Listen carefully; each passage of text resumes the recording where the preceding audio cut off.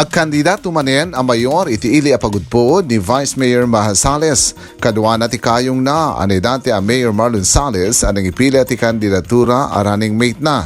Intayag met ti imada da dati a Senador Bongbong Marcos ken anak na a Sandro Marcos. Kuna ni Vice Mayor Maha Sales adu dagiti kayat na ang maipakat a pagdurasan ti ili num ikan manen iti kundaway nga agserbi a mayor iti pagudpod. Doa kami niya po Marlon ti bumurong na vice mayor. Okay, and then dagiti konsihales.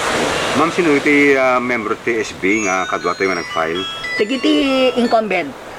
Dagiti incumbent iso dati nakalinya kanya Nationalista Party ni konsihal Mendrayan Sales, incumbent, Dane Salis yan, and then ni konsihal Willie Ubasa, kaya ni konsihal Joseph Calio-Calio. Tanlo dati nabati na incumbent.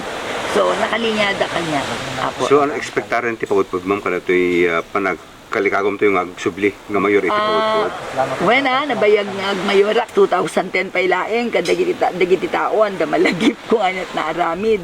So, siguro, may isang number one na makita na kailangan namin dito sa pagudpod is the COVID recovery na tinatawag.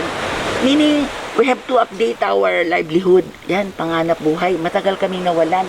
Napukaw ti turismo kada kami.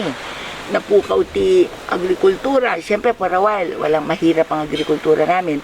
Lalo na, presyo ng bigas. Nagkakaiba-iba na.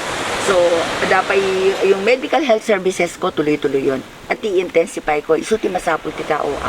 Now na na-attain na namin yung bumaba na ang COVID. What we wanted now is karigatan niyo na talagang magkaroon kami ng herd immunity sa pagudpod.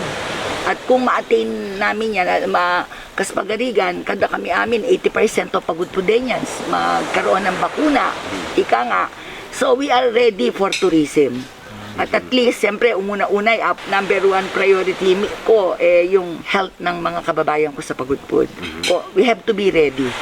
I-ready ko sila, dapat ma-attain namin yung herd immunity, then higpitan yung pagpasok ng tourism. So, higpit ng kahit nasa yung regulated at so, in a way, hindi na kami masyadong kinakabahan. Kabado ako sapagkat kung may dalang sakit yan, syempre hawa-hawa na yan, kakaasid na kiti kaiyak. So, iso ti number one, yung health nila. Balitang Ilocos Online, Manny Pascua.